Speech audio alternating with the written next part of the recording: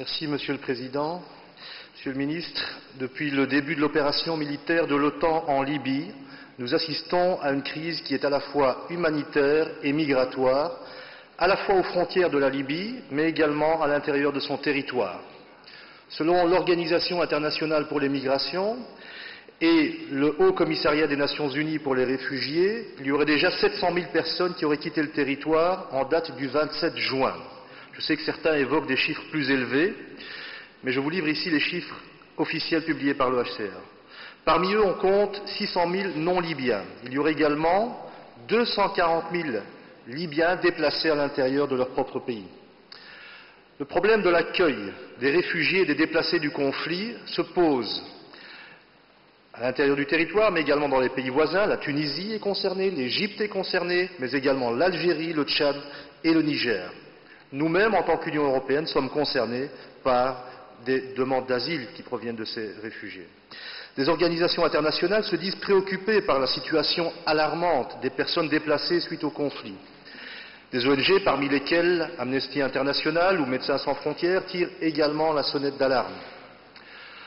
Or, la situation déjà critique sur le terrain pourrait s'aggraver encore en fonction de l'intensification des opérations militaires.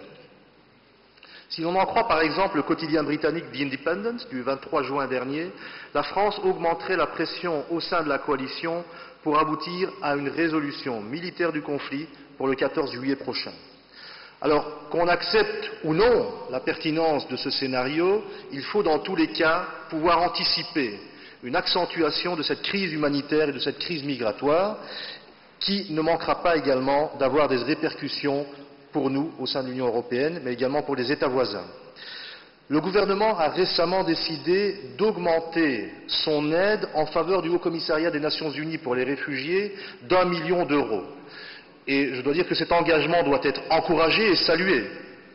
Néanmoins, vu l'évolution de la situation sur le terrain, le montant de cette aide risque d'être rapidement dépassé par l'ampleur des besoins. Alors, dans l'hypothèse où nous serions amenés, dans le courant de cet été ou dans le courant des prochaines semaines, à être à nouveau sollicités, que ce soit par les organisations internationales ou par les États voisins, quelles sont les marges de manœuvre que notre pays conserve en vue d'intervenir plus avant dans cette crise qui s'annonce et qui s'annonce difficile. Merci. La parole est au ministre.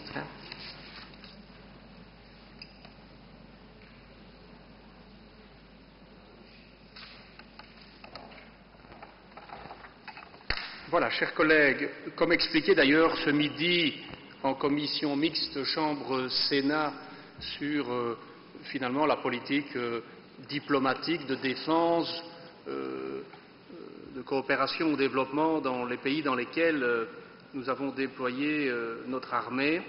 Je redis ici combien nous estimons que la crise en Libye est préoccupante et que nous devons bien sûr rester attentifs à l'évolution de la situation.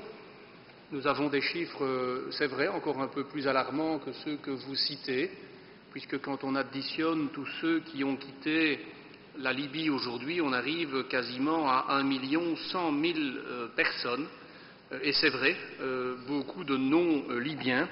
Et donc, pour rappel, le million d'euros libérés en faveur du HCR pour l'accueil de réfugiés dans le sud de la Tunisie, notamment pour leurs besoins les plus élémentaires, logement, sanitaire, médicaments, accès à l'eau potable, s'ajoute aux contributions précédemment versées pour un montant total d'1 662 000 euros, puisque dès le début de la crise humanitaire, aux frontières libyennes, nous avions décidé, courant du mois de mars ou début avril, 1 million d'euros pour la Croix-Rouge, qui avait été le premier interlocuteur international à nous soumettre une demande. Entre-temps, plus de 300 000 euros ont été versés à la FAO dans l'optique de programmes alimentaires et près de 350 000 euros dans le cadre de la mise à disposition de notre Airbus de la Défense pour faciliter le rapatriement d'un certain nombre de ressortissants étrangers à la Libye. Alors, nous sommes actuellement en contact avec un certain nombre d'acteurs humanitaires pour voir dans quelle mesure un appui supplémentaire de la Belgique peut s'avérer utile.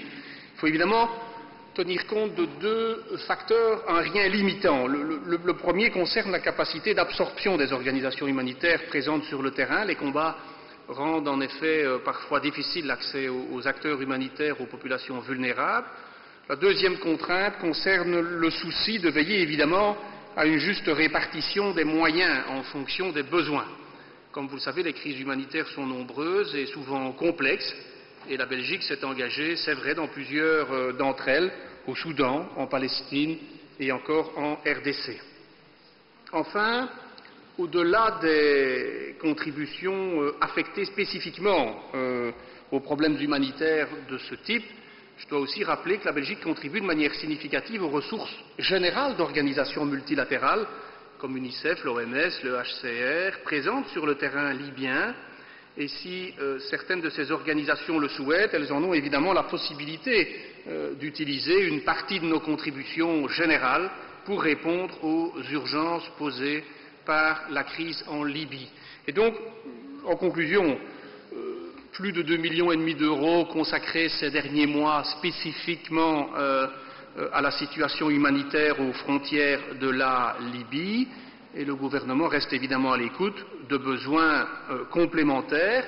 On sait, c'est vrai, que l'évaluation des besoins actualisée récemment n'est déjà plus du tout l'évaluation des besoins de début de crise. Je crois qu'elle est de 3 fois supérieure à l'évaluation de départ, et que globalement, les promesses ou les moyens attribués par les différents États qui y contribuent couvrent aujourd'hui à peu près 75% de la dernière évaluation. Merci beaucoup. Monsieur Boussetta. Je remercie Monsieur le ministre pour sa réponse complète et pour l'attention que le gouvernement accorde à cette situation des réfugiés. Merci. Dan is de volgende vraag er een van de heer Anciot aan staatssecretaris voor mobiliteit.